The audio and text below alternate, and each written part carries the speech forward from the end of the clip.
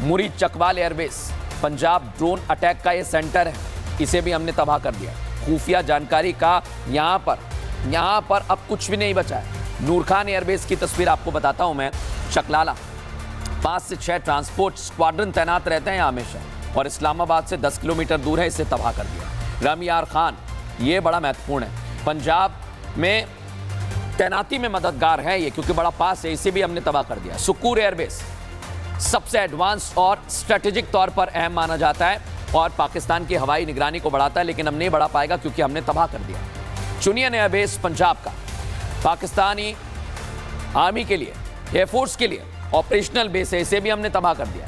Shahbaz airbase ज़कोपाबाद, यहाँ भी रणनीतिक तौर पर अहम ठिकाना था, इसे हमने नेस्ते नाबूद कर दिया है। और मुश्फ एयरबेस जहाँ कमांड मुख्यालय भी है, ये भी हमने तबाह कर दिया है। Radar site Pasrur aviation airbase Sialkot, इसे भी हमने तबाह कर दिया। तो मैंने आपको 10 के 10 एयरबेस गिना दिए और कैसे भारत ने कार्रवाई की है, आर्मी ने पूरी दुनिया को बताया। सुनिए जरा। इंडियन आर्म फोर्सेस ने पाकिस्तान की एयरफील्ड स्कर्दू, जकोबाबाद, सरगोदा और बुलारी को बहुत नुकसान पहुंचाया। इसके अलावा पाकिस्तान के air defence system, radar system, उनको भी एयर स्पेस में अनटेनेबल किया। 65 घंटों में कार्रवाई की दर्शकों, और भारत की जवाबी कार्रवाई से पाक को भारी नुकसान हुआ। तमाम नापाक कोशिशें भारत ने पाकिस्तान की नेस्तनाबूद कर दी, और भारत के खिलाफ पाकिस्तान के पास कुछ नहीं बचा तो वो क्या करने लगा, फेक प्रोपेगेंडा चलाने लगा दुनिया के सामने। लेकिन इसे आज मैं इसका एक्सरे किया, इसे एक्सपोज कर दूंगा दर्शकों। उसके कद को गिराने की कोशिश कर रहा है ये भारत के, लेकिन ये लड़ तो पा नहीं रहा, इसलिए फेक न्यूज फैला रहा था। लेकिन आज इसका सच क्या है मैं आपको बताता हूं दर्शकों। देखिए पाकिस्तान को कैसे एक्सपोज कर रही है हमारी ये रिपोर्ट।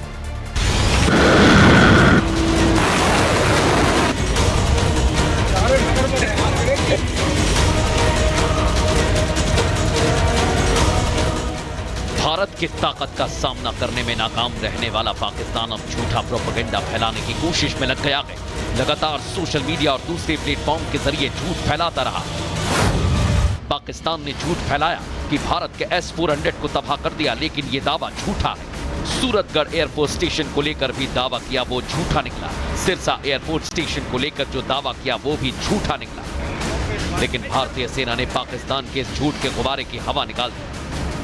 पाकिस्तान ने मिस इन्फॉर्मेशन का सहारा लेते हुए आदमपुर स्थित S-400 प्रणाली, सूरतगढ़ व सिरसा के हवाई अड्डों, नगरोटा के ब्रह्मोस बेस, देहरागिरी के तोपखाना पोजीशन तथा चंडीगढ़ के अग्रिम गोला बारूद डिपो को नष्ट करने के झूठे दावे सोशल मीडिया पर फैलाए।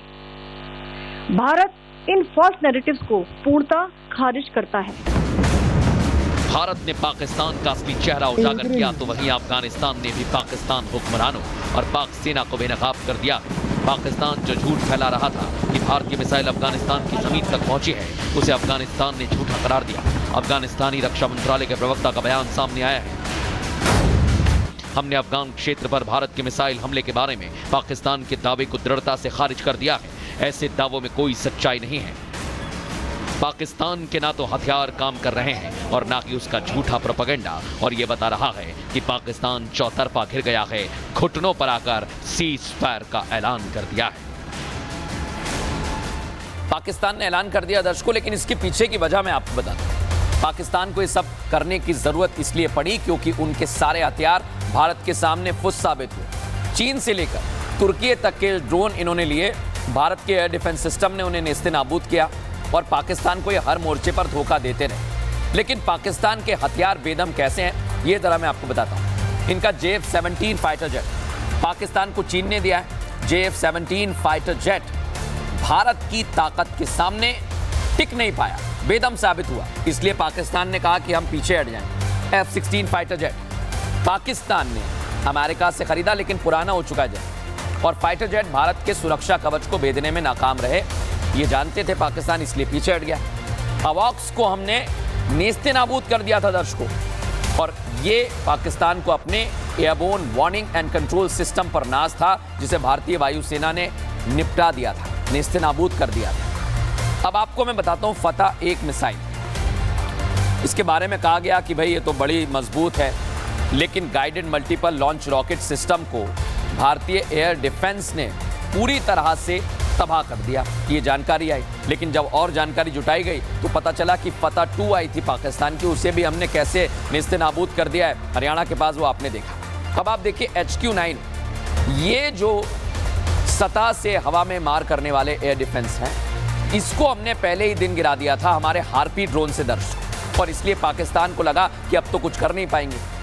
अब इनका एक और है J-10C फाइटर जेट, ये भी चीन ने ही बनाया, चीन ने ही दिया है दर्शक, और इसका इस्तेमाल पाकिस्तान करता, उसको समझ नहीं आया कि अब करें तो करें क्या, क्योंकि भारत के एयर डिफेंस सिस्टम के सामने नाकाम रहते।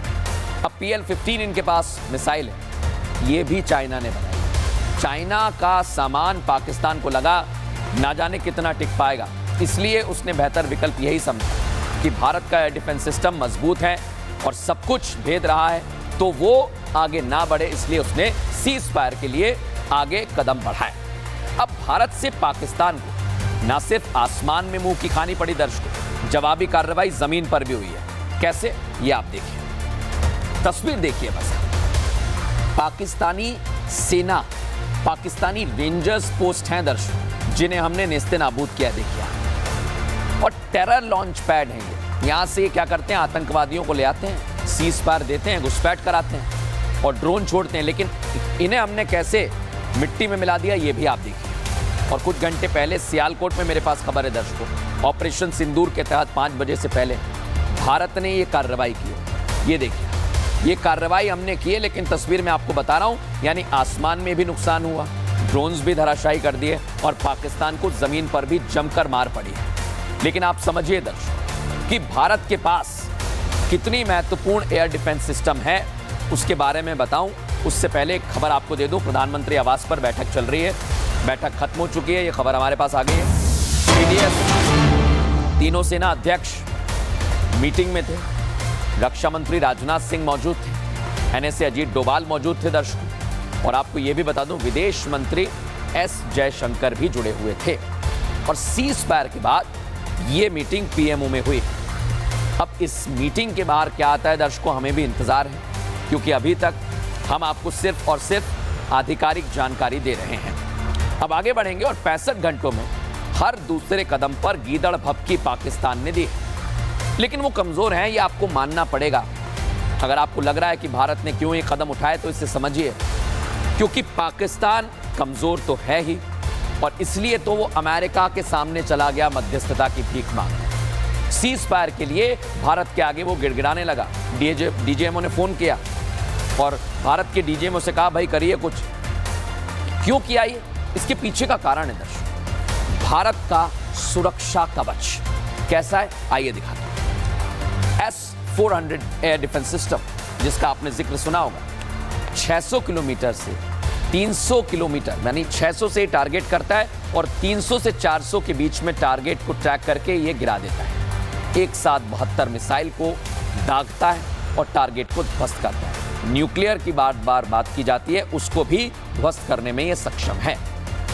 पेचौरा, जिसका आपने जिक्र सुना होगा, भारत ने सबको इकट्ठा किया और इसलिए ये सतह से हवा में मार करने में सक्षम है दर्शक। भारत के पास 30 स्क्वाड्रन्स मौजूद हैं और 32 से 250 किलोमीटर तक की इसकी रेंज है।